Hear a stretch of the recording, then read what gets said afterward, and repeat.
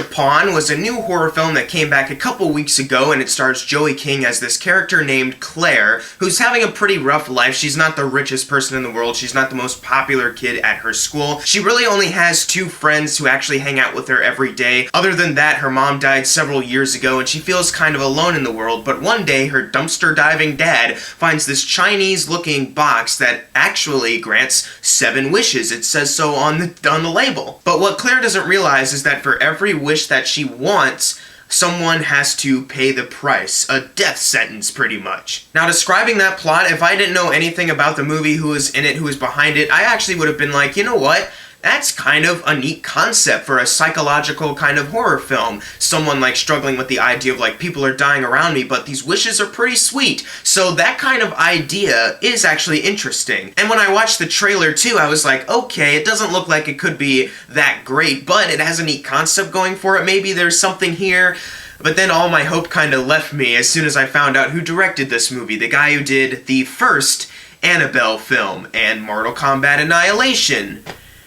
So, yeah. I went into this movie really not expecting anything at all, just whatever, let's just see the movie, and oh my god, I think I've found my guilty pleasure of the entire year. Wish Upon is so god-awful, but at times I was laughing my butt off. And this is going to be some spoiler territory here. I'm sorry, but chances are you probably don't care about the movie or spoilers anyways, so I'm just going to tell you why I was laughing so hard. Every death scene in this film is so hysterical, I couldn't help it. That sounds kind of dark, I'm laughing at death scenes, but the way it's filmed, the way it's executed, Jesus Christ, they're funny. One of the first deaths in the movie is just this old geezer who's just going into his bathtub, and he just suddenly just like trips for like no reason and smashes his head against the side, and like that's when the faucet starts going and he can't get up because the faucet's pouring down on his head. And when that happened, I was seeing it with my sister. Both of us were just like struggling to hold in laughter because besides us there was one other person in the theater. We didn't want to like, you know, annoy them or anything, but Jesus Christ, that was hard to hold in the laughter. It was so funny. Later in the movie too, there's someone who's all the lights in their apartment goes out and they're just wandering around,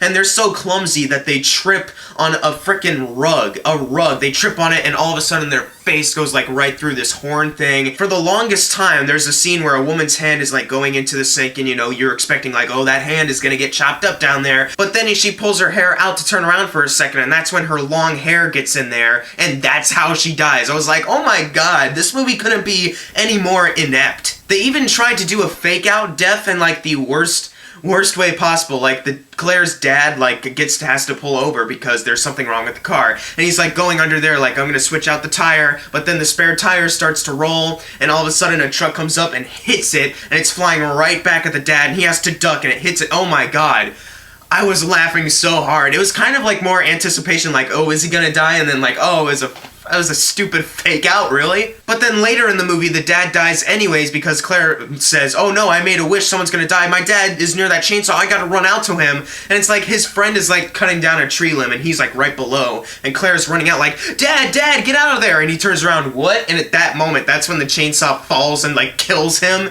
And it's of course off screen because it's PG-13, but it's off screen so you don't have to see like his whole body get cut up. But there's just like blood splatter all over. She's like, and it's like, oh my god, like he probably wouldn't have died if it weren't for you distracting him, you idiot. But hands down, big spoiler alert here, the funniest death scene in this entire movie is the last one, where basically they pull a Nightmare on Elm Street because Claire makes a wish to basically be like, I want to go back before I found it, like time travel, like, oh, everything's reversed, everything's okay now, you know, Nightmare on Elm Street, where like the main chick was like, oh, everything's fine. But then at the very end, she's like, hey, Chinese friend who I've been with the whole time, take this box and like put it away forever. And all of a sudden she's like walking away, not looking, and all of a sudden this car just like smacks right into her, and she goes flying, she's flying in the air, and another car pulls up and she's like crashes right on top of it.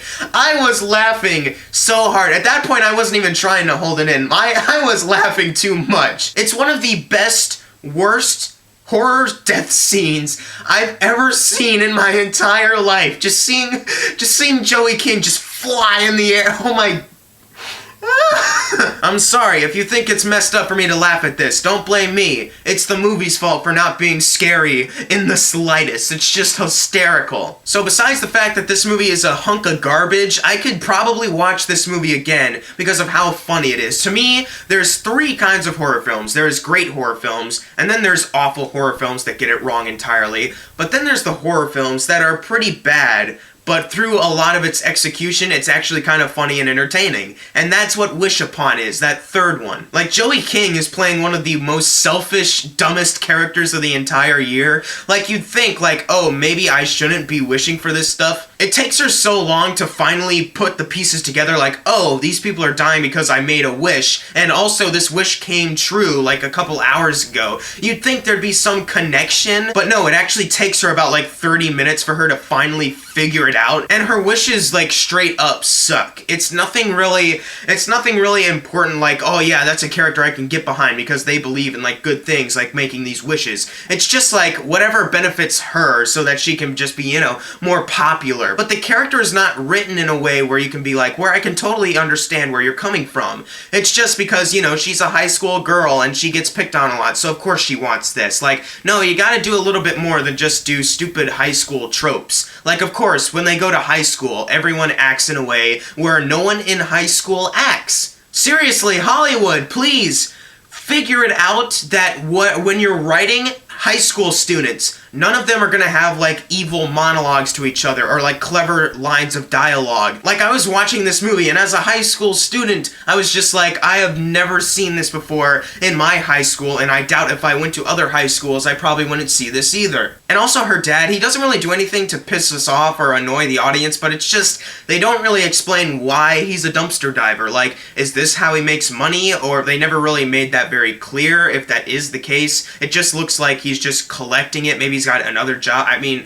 it's kind of confusing the way they go about it. Like, you could have just, like, explained it a little bit more. It's kind of like what I've been saying. Like, under the hands of a better screenwriter and also a better director, this could have been an actual, like, smart, psychological kind of horror film where you can understand where certain characters are coming from, and you can also see, like, their mindset start to cripple apart because of this wish box. But no, there's literally one scene where Joey King starts to kind of lose it because of the box, but they never really set up, like, she's falling in love with this kind of box thing. It's just like, she needs it because she likes wishes, but they never spend the time to actually delve into it that much. Because the main thing about the movie is if you give up the box, then everything you wished for goes away. But they never, with the wishes that she makes, it's all stuff that she can kind of live without, you know what I mean? So it's like, why do I care right now if you're just wishing for basic things that really you don't need? There's a couple characters in the movie that kind of point out why she's a selfish prick, her two best friends, and they're